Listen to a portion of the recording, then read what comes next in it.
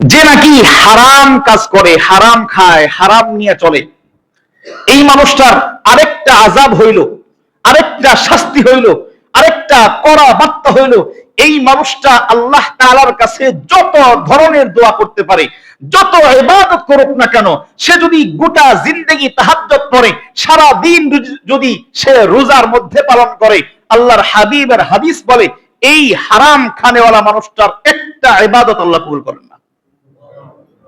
একটু জোরে বলেন নাউজুবিল্লাহ। যে মানুষটা হারাম খায়, হারাম খানেওয়ালার ইবাদত আল্লাহ কবুল করেন না। আল্লাহর হাবিব সাল্লাল্লাহু আলাইহি ওয়াসাল্লাম একটা হাদিসের মধ্যে ইরশাদ করতেছেন, হযরত আবু হুরায়রা রাদিয়াল্লাহু তাআলা আনহু বর্ণনা করেন, নবীজি সাল্লাল্লাহু আলাইহি ওয়াসাল্লাম বলেছেন, ইন্নাল্লাহা তাইয়্যিবুন লা ইয়াকবালু ইল্লা তাইয়্যিবা। আল্লাহ রাব্বুল আলামিন নিজে পবিত্র, তিনি পবিত্র ছাড়া কাউকে কবুল করেন না। আল্লাহ নিজে যেহেতু পবিত্র, আল্লাহ পবিত্রতা ছাড়া, পবিত্র ব্যক্তি ছাড়া আল্লাহ কখনো কারো কথা, কারো দোয়া, কারো সুপারিশ কবুল করেন না। এরপরে আল্লাহর হাবিব বলেন, ওয়া আন্নাল্লাহা ইয়া'মুরু বিল মুমিনিন বিমা ইয়া'মুরুল মুরসালিন। আল্লাহ রাব্বুল আলামিন ঈমানদারদেরকে সেই আদেশ দেন যেই আদেশ আল্লাহ তাআলা পয়গম্বরদেরকে দিতেন। বলেন না সুবহানাল্লাহ। পয়গম্বরদেরকে যেই আদেশ আল্লাহ করতেন, আল্লাহর হাবিব বলতেছেন ঈমানদারদেরকেও ঠিক একই আদেশ করতেছেন। কি আদেশ? আল্লাহ রাব্বুল আলামিন কোরআনে কারীমের মধ্যে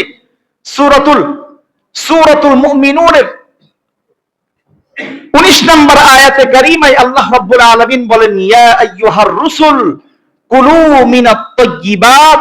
আল্লাহ রাব্বুল আলামিন সমস্ত পয়গম্বরদেরকে আদম আলাইহিস সালাম থেকে নিয়ে শুরু করে একেবারে শেষ নবী আমাদের পয়গম্বর মুহাম্মদুর রাসূলুল্লাহ সাল্লাল্লাহু আলাইহি ওয়াসাল্লাম পর্যন্ত যত পয়গম্বর আল্লাহ দুনিয়াতে পাঠিয়েছেন, প্রত্যেকটা পয়গম্বরকে আল্লাহ তাআলা একটা আদেশ করেছেন, ইয়া আইয়ুহার রাসূল, ও আমার পয়গম্বর, কুলু মিনাত তাইয়্যিবাত, তোমরা হারাম খেও না, পবিত্র খাও।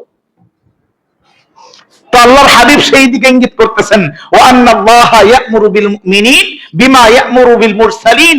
আল্লাহ তাআলা নবীদেরকে, পয়গম্বরদেরকে যে আদেশ করেছিলেন, প্রত্যেকটা ঈমানদারদেরকেও একই আদেশ করতেছেন।